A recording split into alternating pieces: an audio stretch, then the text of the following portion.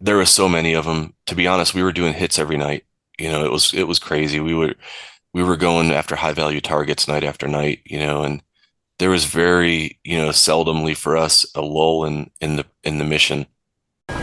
Welcome to the Calm in the Chaos podcast, where we discuss untold heroic experiences and dive into the mindset of the Navy's elite rescue swimmers. Hosted by former U.S. Navy Aviation rescue swimmer, Mount Everest solo summiteer, and best-selling author Brian Dickinson. Hey everyone, it's Brian Dickinson. If you're enjoying these stories, please take a second to like, subscribe, and share the podcast. It helps more people find these conversations, and it keeps the mission alive. And if you want early access to new episodes and to support what we're building, consider becoming a Spotify paid subscriber. Your support means everything. Now let's jump in so others may live. Today's guest, Paul Picotti, 24 years of service, retired chief, got out in 2019. Just a super interesting story, just your journey and everything. We had a great conversation yesterday, so I'm just so grateful that you're here. So welcome to the podcast. No, thanks for having me on. I appreciate you reaching out and, thinking my story is interesting. Right? That's the story of our life, right? Because it's us. It's just what Yep. we've done, and it's like everyone else can be enthralled by stuff, and you're just like, I don't know, that's just us. Yeah. So tell us about yourself. Like, where did you grow up? I grew up in upstate New York in a small town just north of Syracuse. Nice. How was that? I really enjoyed the small town atmosphere, and that kind of carried over into retiring in Fallon. Mhm. Definitely am more of a West Coast kind of person, I realized, and ended up, putting roots out here in Fallon after doing two tours of duty out here, one with Nautic and the other with Station SAR. Yeah.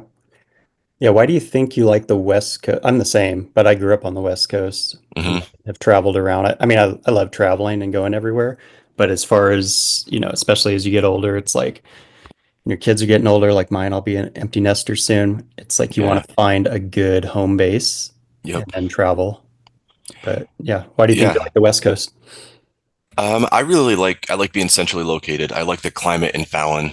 That's a big thing. But Fallon is very much, I tell everybody it's the second best climate next to San Diego, of course, Yeah, of course. because we get a lot of sunshine here and it doesn't get super hot and it doesn't get super cold. And we're very centrally located if we want to go, north up into like Montana or down south into, California, Arizona. Yeah. Yeah, and it's still relatively a small town. It is. Yeah. So the town that you grew up in, how big was your high school graduating class? We graduated about 89. It was very small. Yeah, mine was 69. Yep. Same thing. Yeah, it's crazy. So then Yeah. probably, I'm guessing similarly, you grew up in a small town and you see kind of the repeat cycle of people who never leave the town Yeah, of and you want to course. go Yep. see the world. So what was your driving factor of going in the military? It was probably my family. My uncle and my cousin were already in the military. My uncle was an AW as well. He was on Oh, P3s though, okay. and he then became a recruiter. So he really recruited me well. Mhm. He would send me a lot of the Navy, swag and hats Yeah. and T-shirts, and I'll always remember a poster he sent me of, this, really cute looking blonde in a flight suit, and that Hmm. kind of sparked my interest. Yeah, that might have been my friend Joe Sutherland. Hmm. He's cute blonde. He wore a flight suit. Nice. Yeah. He loves when I give him shout outs. That's awesome. Um, no, that's cool. So then you had kind of a different route. So you want to take us through that? I did. Yeah. I joined the Navy right out of high school at 18. Like I said, I was pretty much recruited by my uncle to join. And I was really into mechanics. I was kind of a motorhead in high school. And I wanted to go in as a jet engine mechanic. So they, sent me, into the AW or the AD rating. So Hmm. I did that for about 4 years while I was stationed at HM14 in Norfolk. And that was where I realized that enlisted guys could fly and I really wanted to kind of push myself into something new. I was really getting stagnant with, just working on helicopters and stuff. And I just really wanted more adventure in my life. Yeah. And in Norfolk, I was on the seawall with HM-14, and just about every day I would see these 60s flying over, with guns hanging off the left and right of the aircraft. And I'm like, man, where are they going? What are they doing with, the guns in that sleek looking helicopter? Hmm. Back then there was, the H3s were still flying around and the What year was 46s, this? and it was 96. Okay. Yeah, I got to HM-14 in late 95, Nice. and that really sparked my interest. And I didn't know much about Navy helicopters in general because it was my first tour, but I could see where they were landing. And I really just one day when I was getting ready to come up for orders, I kind of followed the aircraft and went to the squadron and just walked in the front door. And it was HCS4 at the time. And the floor mat in front of the quarterdeck, said, if you go down, we're inbound. And that that floor mat resonated with me. And, you Heck know, yeah. and I was like, that's what I was born to do. And it just kind of sparked my interest in, really getting involved in the aircrew side of the helicopter operations. Yeah. And I had no idea that HCS4 was a reserve TAR unit. And it just so happened that I was also a TAR. My uncle made sure that I went in as a TAR for some reason, which And what really is TAR? helped. It's like a FTS guy. Uh-huh. So TAR was a training administrative reservist. So it was a squadron that was, kind of integrated with the reserves. So we were full time as a TAR, but we would have full reservists come in on the weekend or do their couple weeks a year. Hmm. And to get into those squadrons, HCS4 and HCS5, you had to be in the TAR program. So you had to be a reservist or a TAR. They didn't have any active duty billets there. So I walked in and I was like, this is where I need to be. So I called my detailer and he's like, well, you can't go there. And they're a reserve unit. He started looking at my contract. He goes, well, you're a TAR. He goes, all right, yeah. And they got a billet. I'll send you over there. So it was it wasn't something that I planned. It just kind of happened to work that way. Cause Well, sounds like you were pushing it along though. You had this interest I and you had did. this Yeah. desire to do it. So the opportunity was there. And sometimes Yeah. that's just how life works. No, it worked out perfectly because I was, potentially going to actually get out at my 4 year mark. And, talking to the detailer, I got in there and I transferred over within a couple months and I walked in to check in and I went straight to ops and told them, hey, I want to start flying. So they kind of messed with me a little bit, like, I got hazed for a while, but I they bet. finally realized that I was serious about it and they sent me to aircrew school. Nice. So if you did get out, what was your plan? I didn't know I was going to go back home and kind of figure it out. I didn't have a plan whatsoever. Isn't that crazy how if you just even think about where your life would be Yeah. in that, if you pivot left or right. So you didn't, you stayed a straight path. Yep. Opportunity was there. You went to Pensacola. Um, Yep. tell us about the coolest, funnest Disneyland school that exists, Aircrew. Yeah. It was interesting. It was fun. I remember still to this day going through, but I was so hyper focused on getting back to my squadron. Hmm. You know, it was great, and I enjoyed the school and made some friends, but I was just super hyper focused on getting back and getting on my first gun hop with a minigun. Yeah, well, yeah, you were So super driven. yeah, I just kind of I was mentally past it, and ready to get back and start operating. Yeah. Well, that's cool. So that's, what was that, a 4 or 5 week school? I mean, Yeah, I believe so. 4 or 5 weeks. It was evolved over pretty time. quick. Did Yeah, you then go to SEER? I did. Yep. Where'd you go to SEER? Brunswick. Nice. Yeah, How in the was middle that? of winter. It Oh, was it was cold. We that's had brutal. about 5 feet of snow our first night, so we couldn't evade at all. We just kind of Uh, hunkered down and survived. yeah, a lot more on the S. More. Yeah, I got my cold weather training out of the way. Yeah, for sure. Yeah, that's wild. I was in Warner Springs, so Okay. little bit different, but Yep. it's amazing how cold it can get at night because in the desert, the sand doesn't retain heat, so Yeah. you go from extremes, and yeah, Yep. As it's hard soon to as that hard to sun goes hide. down, that's how Yep. I live in Fallon. As soon as that sun goes down, look out, it's going to be cold. Yeah. Yeah, for sure. Yeah, Okay, so then from there you went back to the squadron. Yep. Went back to the squadron, got done, graduated from SEER. And of course, I think I'm going to, jump on a helicopter and go start shooting guns. And, being a maintenance guy, they immediately trained me to be an FCF crewman, which was Oh, great. brother. I'm gonna check the vibrations, dude. Yeah. Yep. Yeah. So I got fully qualified to FCF and did all that. And then I started getting into my training syllabus, which made Yeah. me a really well-rounded crewman because I was a mech and then I was FCF qualified. So, I could, at that time, I was still an AD. I Mhm. was in the shop. I was, in 110 or in the phase shop rebuilding the aircraft. And then, a really cool part of that is you could rebuild the rotor head and jump in the helicopter, FCF it, get it fully mission capable, and then go fly it, on a training mission. That's cool. So, and you trusted your own work? Yeah, absolutely. That's good. Yeah, I know if I do electrical work in my house or something, like I'm like tell one of the kids like, "Hey, go flip that switch." Do a test for me. Yep. But no, that's awesome. So yeah, and so that's such a valuable, just a person to have in a squadron because if you're doing, long distance or things where, you could potentially have, issues with the helicopter, Yep. having you on board is that's just got to be like peace of mind. You probably had a lot of flight hours. Yeah, it was. And it really kind of came to fruition once we, got operating, in Iraq because we didn't have maintenance people with us at all. And everybody at that time was still maintenance rated.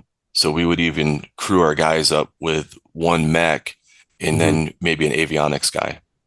Yeah. And then we would take the aircraft and we would do whatever we needed to do while we were on a mission. How long did you, well, I guess from when you got back doing FCFs, when did you start deploying? Let's see, I finished aircrew school in 2000 and I was really in a unique situation with my timeline because obviously, 9/11 happened, but we really didn't, you know, enter into Iraq as a big, force multiplier, for a few years after that. Mhm. Well, that afforded me the opportunity to get to the point where I was able to deploy as a TAC level 2. So once we kicked off, we started pushing towards, getting into Iraq. I had just finished my TAC 2 qualification, so I was just getting trained up as we were just getting started, to deploy. Yeah. Do you want to take us through like the different levels? Yeah, we had different TAC levels than the traditional squadrons.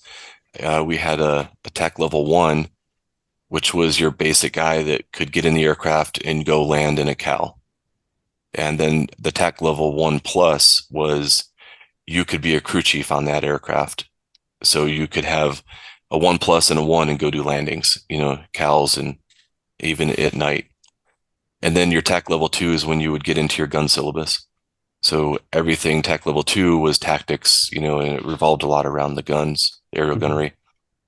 And then TAC level 3 would be a crew chief. So you're fully qualified in the back as a crew chief, the guy in charge to go into combat.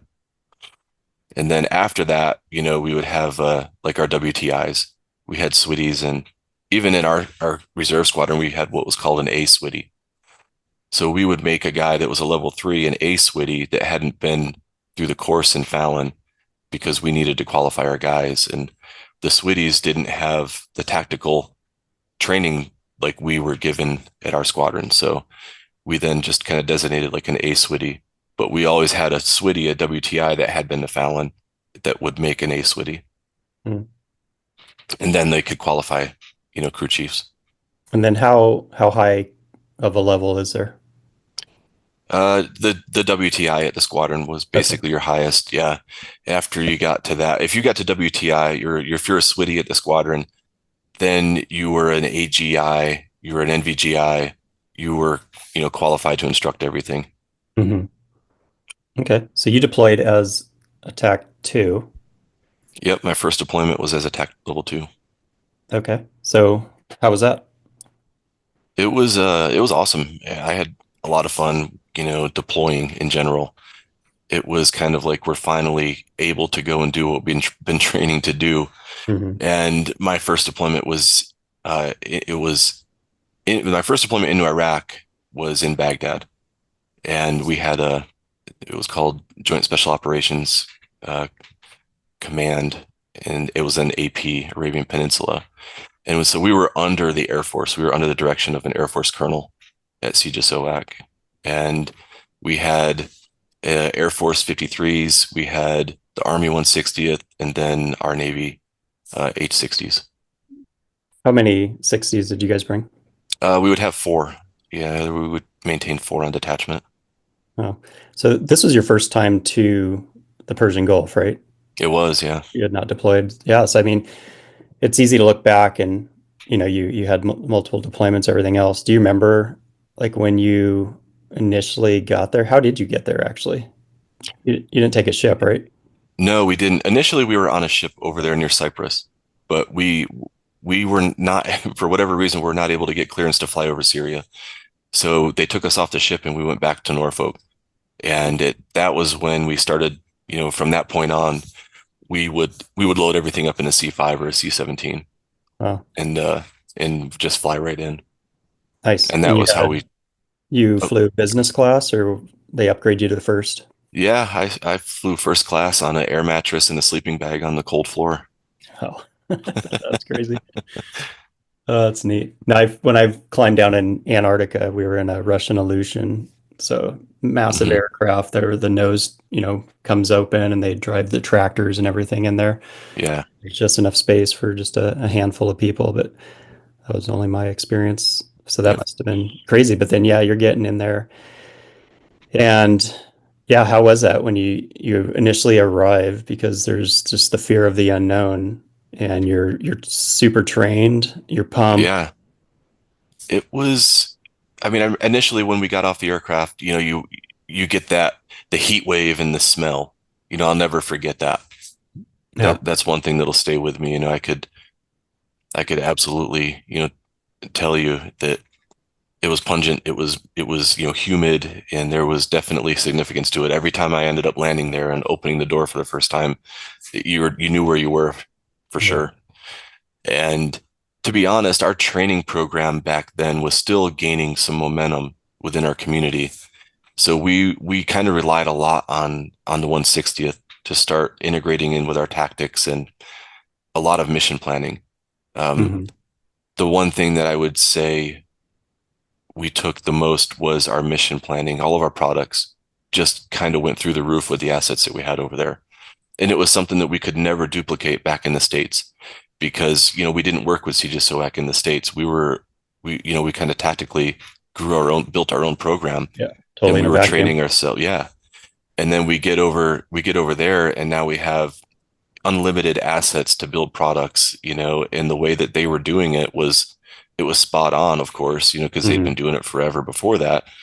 So we adapted, a lot of their mission planning products and how they put them together, how they built the packages.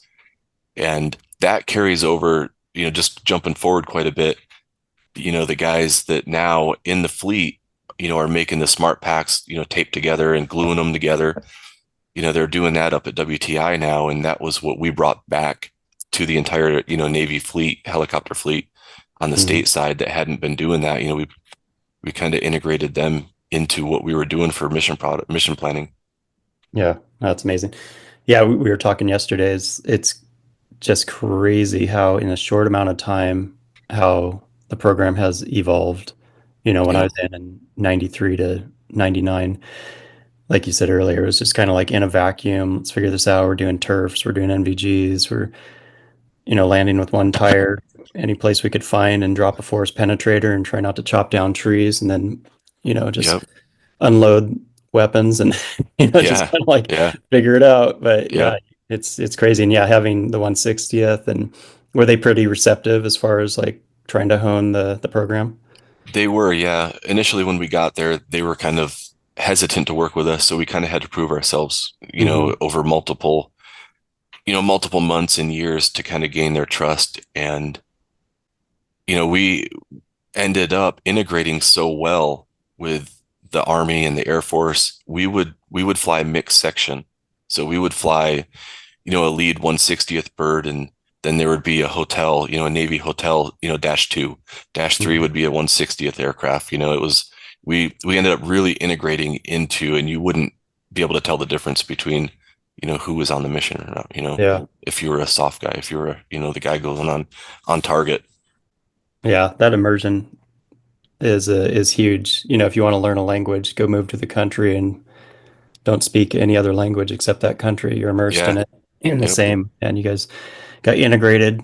You're in there and you're learning fast. And then probably what is the overlap? So when you come back from a deployment, Hmm. I mean, are you bringing that training back and is it, Yeah, absolutely.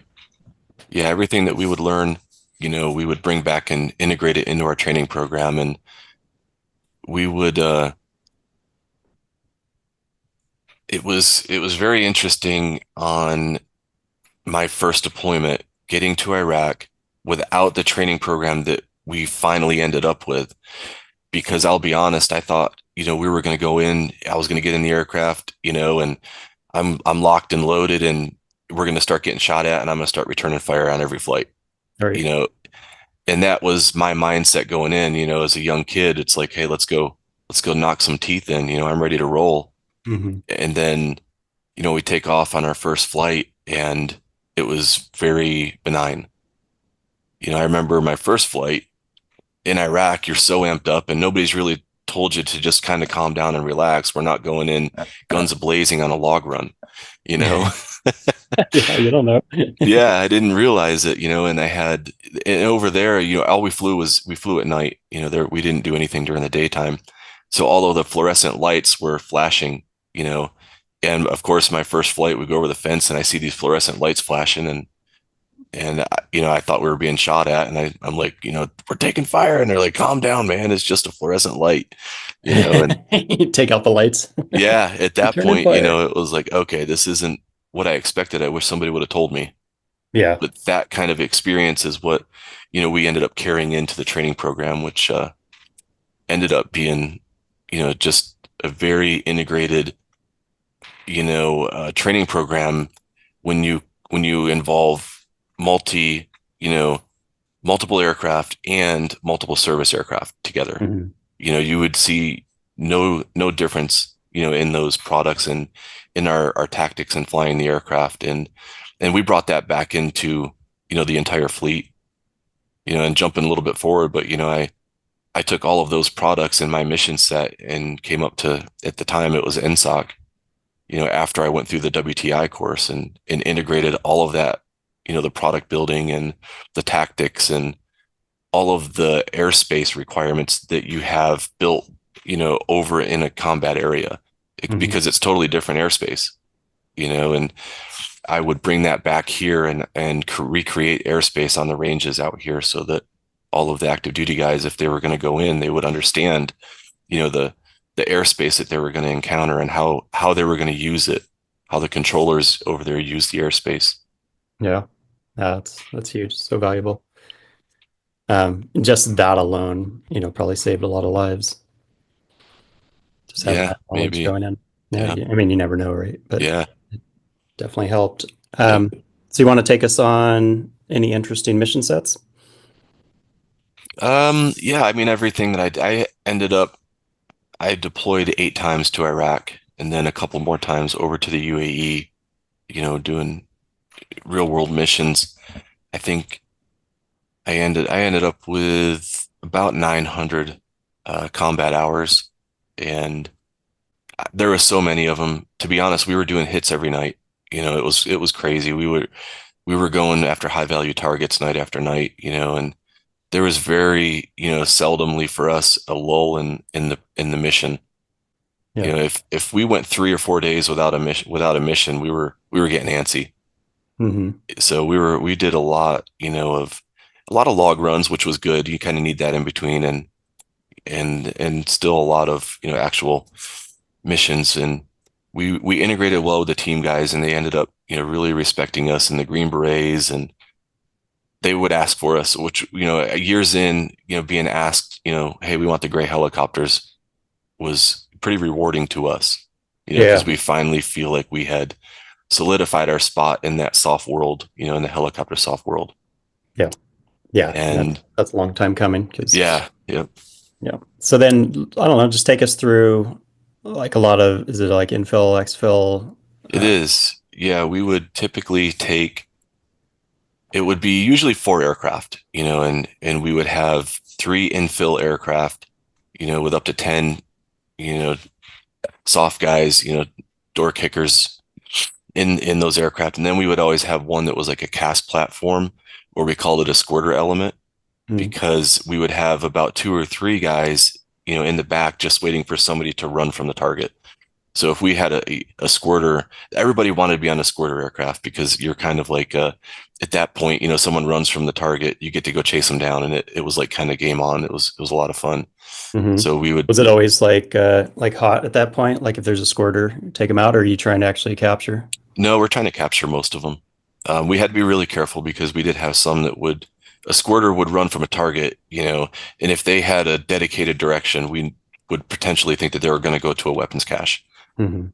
which really, happened a few times, and it didn't go well, for us, because they did make it to a weapons cache, and it wasn't on a mission that I was on, but we talked, some of our squirter elements onto a target, a squirter, and he had made it to a weapons cache, and he shot, the team guys that were approaching him.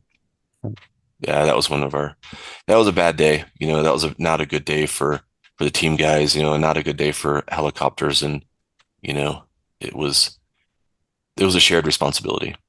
Yeah. So So do you have a FLIR like Overwatch then? we Who's did, yeah, we had a FLIR on the hotels. It was, back then it was just the green, you had green hot or white hot, was it black hawk, white hot with the green screen. Mhm. So it was, at the time we thought it was amazing, and for what we It were was. doing, it was good. But the new MTS FLIR that came out with the laser and the color and everything was far superior, but we didn't know it at the time. So we did what we could with the FLIR. So yeah, and I had, like, getting back to, one mission that stands out for me was, we took 4 of our Navy aircraft loaded with, the team guys to a target. It was a high value target in Fallujah. And we hit the target, we landed right by the door, 4 aircraft simultaneously. They breached the house and it went hot. So you could see the flashes and you could hear the chaos over the radios. And so they met quite a resistance. So the team guys backed, off the target. They came back out of the house to kind of just create a perimeter. And we were getting called in on a gun run. So they were starting, to do a 9 or 5 line. It was the Hilo 5 line, the short version of it, I think. It's been a while, but and it was my side, and and I was getting ready, and I was stoked. We were gonna go, smoke all these guys in this house that just beat up our team guys, and one of my hack actually said, "Hey, you guys, we need to get a head count before we, engage this target." Hey everyone, this podcast doesn't pay for itself, which is why I launched Kick Ass, Keep Calm in the Chaos merch line. It's not just about a slogan. It's a mindset, a mission, a way of life. Plus, it's an attention getter as random people see and ask about your dope gear. It provides an opportunity to share your unique story with others to help spread some calm across humanity. Every shirt, hat, or sticker you buy goes straight into keeping this podcast alive, the incredible guests and stories, and the impact of their experiences. Tap the link or visit shop.calminthechaospodcast.com to gear up today. Thank you so much for helping support the mission so others may live. And so they quickly ran through and they did a head count on, on the ground, and they realized that they were missing 2 guys.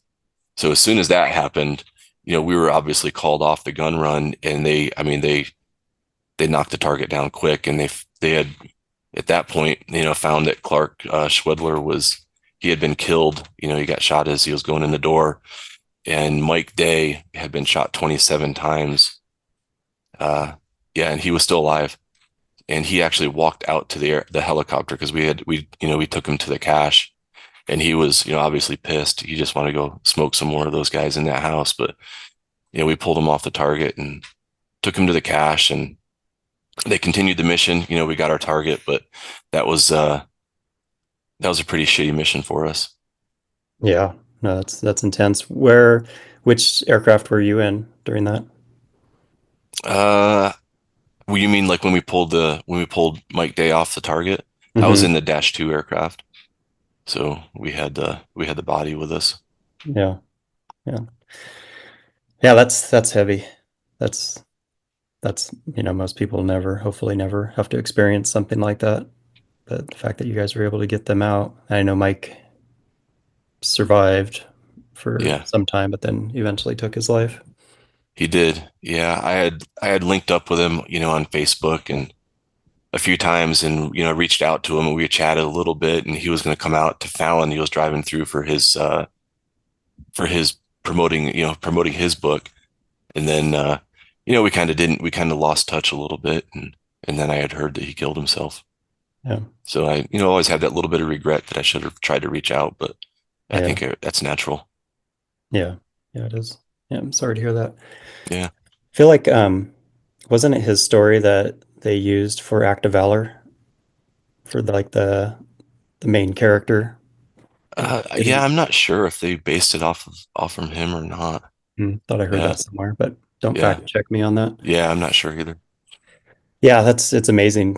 Take that many rounds, and yeah, I was just talking to Jason Redman a couple weeks ago, Hmm. just a Zoom call with him, and just amazing, just how these folks will survive these just horrific events, and you never know, like what is our purpose? Why do some survive? Why do some not? Right. Yep. I don't know if we ever will, but I know the impact that those survival stories and just that stories of heroism and even like yours being able to retrieve the body and get them out, is it goes a long ways. People take a lot from that. Yeah. I think Yep. it's something personal for each individual. Yeah. Yeah, it was definitely we were so well integrated with everybody. It was a family. So it was, when we were in the aircraft, we knew everybody in the aircraft, and when we were in the gym, we knew everybody in the gym, and we were like, all right, guys, we're rolling out tonight. Let's go. Yeah. And high fives in the gym, and then get in the aircraft, and the same thing. Yeah. So you did 8 deployments. Was there any one that was like, do you remember all 8? Like, I know some people They that, really kind of come, it's all a blur, Mhm. and to be honest, we'll get together with my friends, and that when we all deployed, and everybody has their memory of a mission, or something funny that we did, and and it sparks a memory, but you sit here and try to think of all of them, and it's hard to gather every little detail again. So there's a few missions that really stick out in my mind, that I remember very vividly. We Mhm. got lit up on a target by AAA once, and it was the first time I'd ever seen that. I didn't realize that it was actually going to explode next to the aircraft. Oh, It was, yeah. So we hit a target. It was in, I think, it was down south of Baghdad, and it was like a salmon factory. And it was for somebody that had been an army guy that had been captured, and we've been chasing him around for a couple nights. And we finally hit the target that he was on, and the town kind of came awake, and started driving toward where the target we were hitting, because he was supposed to be in a little shed, in the middle of this salmon, the lake. There's little lake beds. He mm, was supposed to be in that, and yeah, they knew. I don't know. They had gotten him out of there or something, but we hit the target. Didn't get our army guy that had been captured, but they came in. You could see the trucks driving in with triple A, you know, mounted weapons on the back of the pickup trucks, and they started lighting us up. And we had a 53 that was doing an infill on the ground, and there was a berm that was just barely protecting them. And this technical was just going to town on this 53, but he, no kidding, the rounds were literally just going over the top of the 53, Wow. and everybody was getting out of the 53. And I'm like, I told our hack, I'm like, they need to stay on the ground. If they, as soon as they lift, they're going to get hit. Yeah. So, we were telling them that, there was rounds going over the top of them, and, to hold. Well, they held on the ground for a little bit, got everybody out of it, and then took off. And the tail gunner started shooting, and he was shooting the wrong direction. He was shooting at a bad angle. So Mm. we had to call a ceasefire in the tail gunner because he was, about to shoot, all of some of the other guys that we'd already put on the target. So Hmm. it was kind of turning into, it was very chaotic at that point. It was Hmm. when it goes hot, you think you're ready for it, but it definitely, it takes its own direction. The chaos runs it. We don't. Yeah. And, we were getting shot up in the air. They were getting shot up on the ground. The 53, was kind of trapped on the ground. And we were super close to the AAA. So I literally told our hack, I'm like, we have got to go north a couple miles or we're going to get hit. Yeah. So we directed north. We got the air assets, the helos off the target. And we never did a mission without an AC-130 or a Predator or something like that. And they started, calling in, danger close, and the AC-130 just started lighting up all those targets. It was wild. Yeah. Yeah. Wow. That's pretty amazing. You got any footage of that? I'm sure there's FLIR footage, but like we had talked about on the phone, it's kind of weird because you do these missions and then you write, a paragraph of after action because you want to go to bed, Right. and it's like that's where all of our memories are. They're in some after action report, we're where we don't, who knows, our archive somewhere, but all of those, those crazy missions are just either on a VHS tape, which you probably couldn't pull the images off anymore, or an Right. after action, sitting in a box somewhere Yeah. because those squadrons have decommissioned. So a lot of that stuff got packed up and sent away. Yeah. Wow.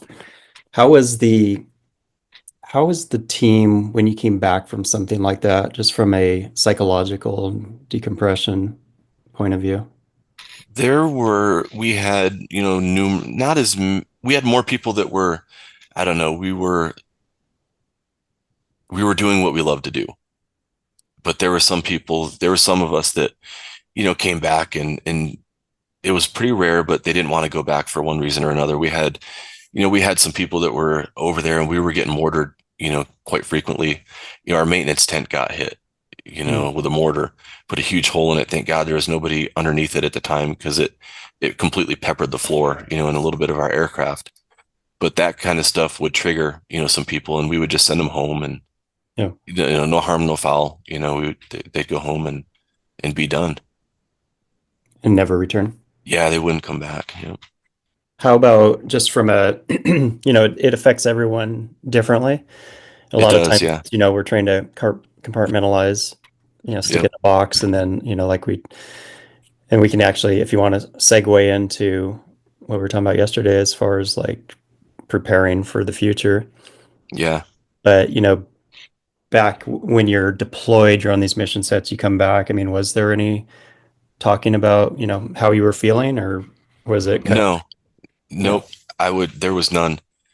We would come home and we would literally get back and we would take, a week break, and then we would take the tactics and ROE that we were just, executing, and then turn that into, and implement that into our training program. So that when we had a new guy that was going over, he was more up to speed than we were Hmm. when we first got there. And you didn't have time to, kind of like decompress all of that emotion that you had been, going through over there. You just started flying again and started training again and getting everybody ramped up because we had 4 aircraft over there permanently for like 10 years. Yeah. So we had to, maintain our footprint over there with the aircraft and with qualified guys. And Yep. you No didn't, time for feelings. yeah, there was no time for feelings, and I still, there's different ways to look at it. I look at it like I had, some of my best buddies over there, running missions every night, and we were just having a blast. Hmm. And unfortunately, the older you get, the more involved you get into politics and, the way the country's going, and, locally or even federally, you get more involved after the fact, but I was so young and naive, I didn't Hmm. care. I was having fun with my buddies. Yeah. Naive is a beautiful place to be. Yeah, it was good because You can just focus on the fun. yeah, you grow up and you gain more experience, and I see now why, you know, they you do a short term in the military for, 20 to 30 years, you're still young at that point. Hmm. You don't really start developing a lot of maturity until the latter part of, your life, and then you start to question. And I think a lot of you get older and the questioning starts coming in. Nobody wants that. So that's their time to kind of, let you retire or do your thing. Yeah. Yeah, there's a reason for a lot of that stuff. The short-term soldier Yep. versus the long term. So so you eventually got out after 24 years. Yep. I did. I did a tour. I went to WTI up in Fallon, got through the class, and then it was only a couple months after that they had asked me to come back up as an instructor to bring all of my tactical knowledge because I was the only one from my community to go up to Fallon to NSOC and start integrating our mission set into the fleet. And Captain Bischoff was the skipper up there at the time, and hats off to him because he really brought me in and he said, "Look, man, you've been operating, you know what's going on. I'm just cutting you loose. Go do your thing." He didn't ask any questions. He trusted that, I was gonna, bring sound judgment and good tactics into his schoolhouse. Yeah, that's awesome. And you did. I did, yep. And it was a great tour for me. It started to help me decompress, because I got out of combat, it was straight 10 years. We would do 4 month stint over there. We would come back for, 5 to 6 months and do another 4 months. It was kind of a constant rotation, Hmm. so I got to go to Fallon and kind of decompress. But, NSOC is its own animal. You really put in a ton of hours there, when it comes to all of their mission sets, running WTI, air wing, um, mountain flying, all of that. It was compressed into a very small group of people. But I did that. It was helping me decompress and integrate, in more with the fleet because at that time I had to choose, whether I was going to be an AW or a mech, and I wanted to continue flying. So I choose the AWS path. Hmm. And that was how I ended up in Fallon because I went from a reservist, a TAR, FTS to active duty. And that was how I ended up in Fallon doing that. And I left Fallon, went back to 84, and I did a couple deployments to the what we call the CRE, the crisis response element, over in the UAE. And we did a couple missions off from some boats there, and then some on land stuff over there, which was fun. But it was a lot slower, few and far between. I think maybe I did 3 real missions out of there over Hmm. 2 or 3 deployments there. So that helped too because we were able to go we were able to kind of get out on the weekends and go get a hotel and let loose a little bit and Hmm. kind of decompress. So I had finished that up and I was going to retire out of there because 84 was decommissioning and Chris Atkinson, was the detailer and he was a good friend of mine. I took over from him up at NSOC and I told him, I said, "Hey man, I'm going to be done at 20. I'm punching out. I'm going to go retire in Fallon." And he's like, "Dude," he's like, "I need a chief up at Station SAR. Will you take the orders?"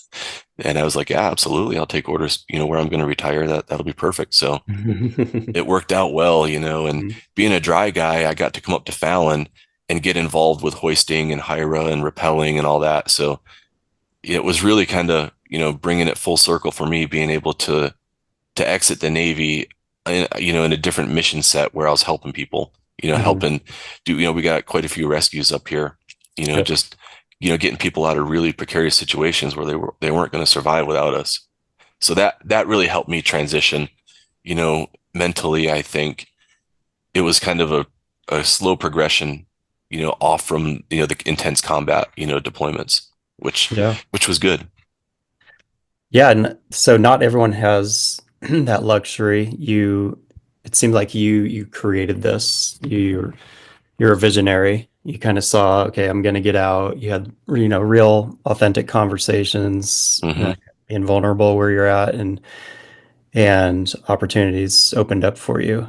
I guess from a, Did. we were talking yesterday, like so many people struggle, so many military struggle, like even civilians struggle, like to retire. It's Yeah. whatever that next season of life, that chapter of life is. People really struggle because in the military, you're ready to jump on a grenade for someone. Next day, you're out, Yep. in the silence, doing nothing, and the Yeah. camaraderie's gone, everything else. It is. Yeah. What advice do you have as far as the transition to the next season of life? Yes. So that was big for me, as it is for everybody that transitions, when they get towards retirement. Um, I was more terrified of retirement than doing, a mission to a high value target in Mhm. Iraq. Sure. That gave me more anxiety than anything, not knowing what I was going to do, after I retired. And I panicked, a little bit. So 3 years out from retirement, 2 years out from retirement, I literally had my resume and I was sending it out. I didn't care. I was using companies to prepare my resume and to hone my interview skills. So I'm sending resumes out, and not telling them when I was going to retire in hopes of practicing interviewing, Hmm. so that once I got closer that, I could possibly have something lined up. And through that process, I realized, that I wanted to control, my own business. I wanted to have, the ability to take it from, nothing to something. And I wanted to be able to direct it in the way that I wanted it to go, not kind of being told, hey, this is what you're going to do. Even though you know it's wrong, you're going to have to go execute it this way. Hmm. Are So you a control freak in all aspects of your life? I don't know. I think there's a little bit of that in all of us, Mm. those type A guys, we want to have that control Sure. and do it, our way, you know. Because it's the right way. Yeah, and you get frustrated when you do so many things wrong, but you knew how to do it correctly, but you have no choice in the matter. Yeah, for sure. So at that point of when I'm, scrambling to figure out what I'm going to do, I told my wife, she was a teacher and she was, getting ready to retire from teaching. I told her, I'm like, we need to do something on our own. We got to have our own business, and kind of control our own future. And, we weren't sure what we were going to do, but Fallon kind of spoke to us, and what it needed. And, we don't have a whole lot of, bigger restaurants out here in Fallon, or a lot of, smaller, mom and pop where the owner's in the kitchen and, Hmm. you know, or serving and, or at the bar. And we saw that opportunity, when I found a, which everybody will know as Sandwinds. It was a party bar. Hmm. It had a full kitchen. The old previous owner kind of ran it more as a nightclub, and that party phase, was kind of slowing down quite a bit with the military. And, everybody's getting in trouble. So everybody's getting more responsible and, with what they were doing with partying. And that scene was kind of the nightclub scene I felt was slowing down, but this place had a full kitchen and a big kitchen. So I found it on Craigslist, and it was, Sandwinds, the bar restaurant, and I didn't know what to do, because, I had to retire, but I didn't have a whole stockpile of money to be able to go buy this business. Hmm. So my wife and I we kind of committed to doing our own thing, and I found this for sale. We went and talked to the owner, who was a rancher here in Fallon. We sat down with him and told him our story, and, told him that we wanted to buy his restaurant. Of course, we didn't have any money. We weren't sure what we were going to do or how we were going to do it. And he looked at us and said, "You know what? I'm going to sell you this business." He just saw in us, a future for what our vision was. Yeah. So he didn't give it to us by any means. He just said he'd sell it to us. So at that point, that was about a year out of retirement. At that point, it was like, okay, we're full in on this project. And I started working there at Sandwinds. I was running it for free. I went in for 8 months every day to learn the business and figure out what I was getting myself into. And throughout, all of that time, we were building a business plan. So my wife, she's a writer. She had been writing a book, and she did a lot of articles, for different magazines and stuff. So she had a knack for writing. So we started working with the SBA, on a business plan, and it kind of grew from there. We ended up with, quite a robust business plan, but still no money. And we had to start soliciting banks, and it was rough because the SBA was kind of fully in with us and made us believe that they were going to help fund this project, and then they pulled out at the last minute just because we didn't have any bar restaurant experience. But Yep. so we had to then start soliciting banks, and it was rough because we walk in with a business plan and a suit and tie, and kind of work with a bank to get someone to say yes, and we got turned down 4 or 5 times. So it was getting a little frustrating. We weren't sure what we were going to do. So that panic mode started setting in again, like this isn't going to work. And we finally solicited a bank in Nevada. It was called Rural Nevada Development Corporation. And they help fund, these smaller startups. And we went and met with them, and they immediately read our business plan. They met with us, for an hour. And before we could even end the meeting, they looked at us and said, we're totally in. Where do we send the money? And we Oh. were like, oh crap, it worked, Yeah. Oh no. Yeah. So then the work started, and we didn't have a whole lot of money, to dump into the business. So we did kind of a bar rescue on it. We did one, the building is 7,000 square feet. So it's a big full on, it's bigger than like a Pizza Hut or Olive Garden. Oh, It's a big building, and we didn't have a whole lot of money. So we did a lot of the work. We knew we couldn't be shut down very long after we closed on the building. So before we even closed on it, we had gotten all of our licensing in place, when it comes to liquor licenses, all of our county, our state licenses, our gaming licenses. We had to have them all. It was kind of a crapshoot. We had to pay for them all before we even closed on the building and knew it was going to happen, because we mhm. needed to open right back up again. And we closed on the building. We had all of our stuff in order. We remodeled, half of the building so that we could and we opened within 8 days.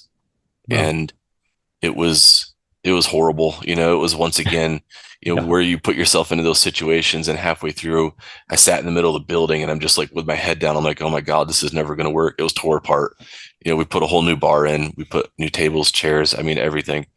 Yeah. And, and, for some perspective, like that drive that we've, was instilled into us in the military is exactly what kept me going, when it was about to, implode on me. It's like every day I would wake up and it's like, all right, what is the hardest thing I have to do today? Because I'm going to go knock that out right now. Yep. And that's kind of how I did it. I'd wake up and I would do whatever I didn't want to do first, Yep. because that made the day get easier every day. Yeah, for And sure. we pushed through it. We opened Where are you that. at now?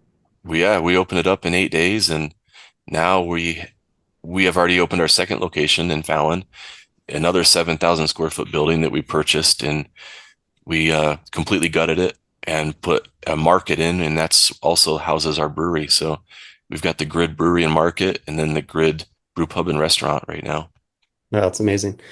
Yeah, there's so much there we could unpack a bit. I mean, it's a mindset, and it's so easy to get the idea to be excited about something, and then now there's the work and Yeah. there's the Yep. obstacles.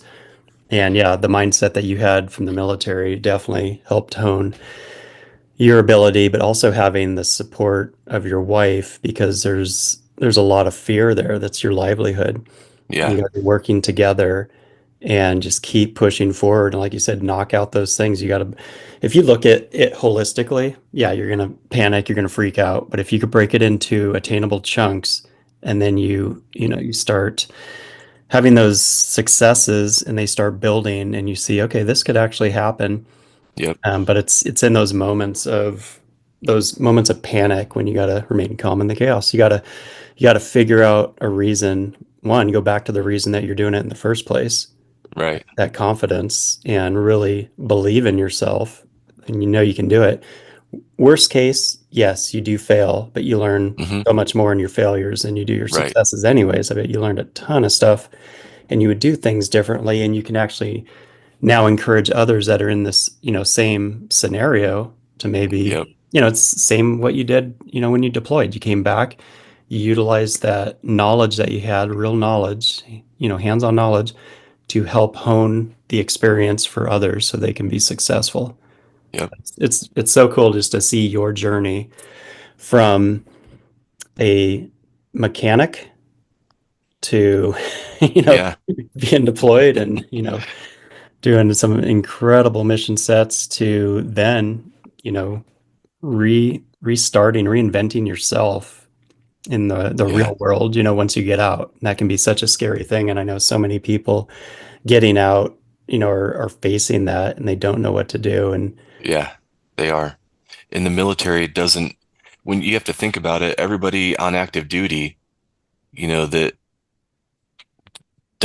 hasn't retired before, but they're trying to give you advice, whether it's get in or stay out or whatever. You got to make your Mhm. own path, make your own decisions, because the one thing that all active duty hasn't done yet is retire.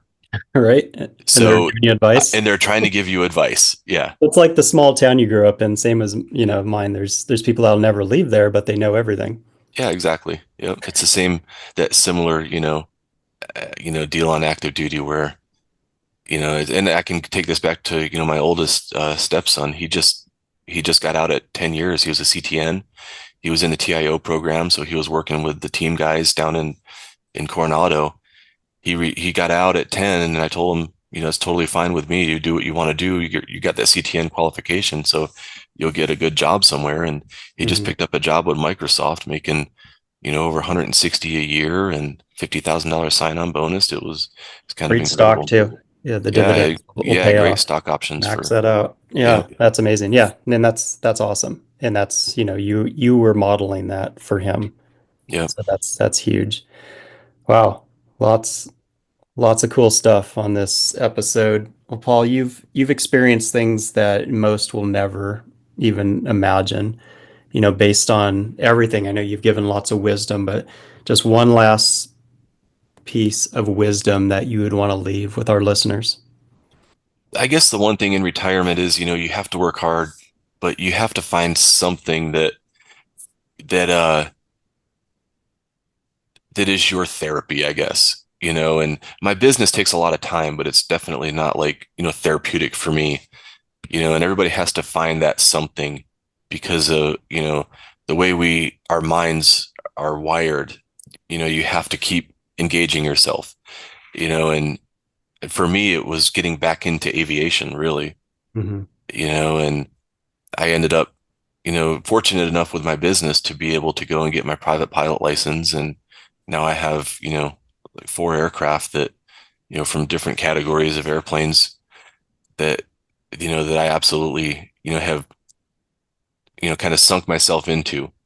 Going to the airport for me is still very much, a part of like my daily routine, which helps me decompress from the business, Hmm. the home life stuff. I kind of get to the airport back into the hangar and, and just kind of, I'm able to decompress over there. Yeah. And the flying really engages me again, kind of like it did, when I was on active duty. I kind of need that adrenaline rush, the stimulation, and that was what did it for me, and it's different for everybody. You just have to Mhm. find what, and you can say, no, no shit, this is what I've needed, Yeah. mentally. Yeah. Yeah. And I mean, sometimes you got to try different things. I always recommend journaling, just kind of get it out there. And then sometimes a common thread will bubble up. But it's such good advice. For me, it was high altitude mountaineering. It's the Yep. camaraderie, the gear, the calculated risks and the training, everything else. But you're right. Every person is unique. And just because we were flying in helos, doing fun things, that may not be it, but there may be something in there, or maybe something that you did as a kid that you realize, Right. oh, man, I want to go back and do that. And, we can't answer what that is, but what you just said, find it. Yeah. Because just Yep. because you're retiring, in the military, that could be in your 40s, you still have a lot of time left. And Yeah. We're still young. I mean, we're 50, but we're still young. yeah, we're a young 50. Yeah. Yeah, but if you camp in the past, I mean, it's a good place to visit, but if you get stuck there, it can be very unhealthy. Right. So Yep, you for want to sure. find that healthy past. Well, Yep. cool, Paul. Well, thank you so much for taking the time to be here. No, Just really appreciate you and your story and just willingness to share. yeah, thank you for having me. I definitely, appreciate, you guys, letting me come on here because I had definitely had a different path. It's not a very traditional path within, naval helicopter, you know, and I think it needs to, we need to kind of, unite all of that, in some way, shape, or form, because where it's gone at this point, it's going to rear its head again, and it's going to come back around where the Navy is going to get back involved with the special operations stuff, and we're going to have to, ramp these guys back up for it. Yeah, I mean, for they're sure. doing amazing things right now. The helicopter community in general has, like you said earlier, have come leaps and bounds from where they're at. So I respect, greatly these guys that are over there doing the job right now. It's a little bit different mission set, but they're prosecuting targets right now, and that's amazing. It's awesome. Great to Yeah, see. yeah, it certainly is. All right. Well, thank you again. And for everyone else, we will see you next time. Thank you. Thank you for listening to the Calm in the Chaos podcast. Please subscribe to be notified of future episodes, and if you enjoyed what you just heard, please leave a 5-star review on whatever platform you listen to podcasts. Until next time, get out there and make a difference so others may live.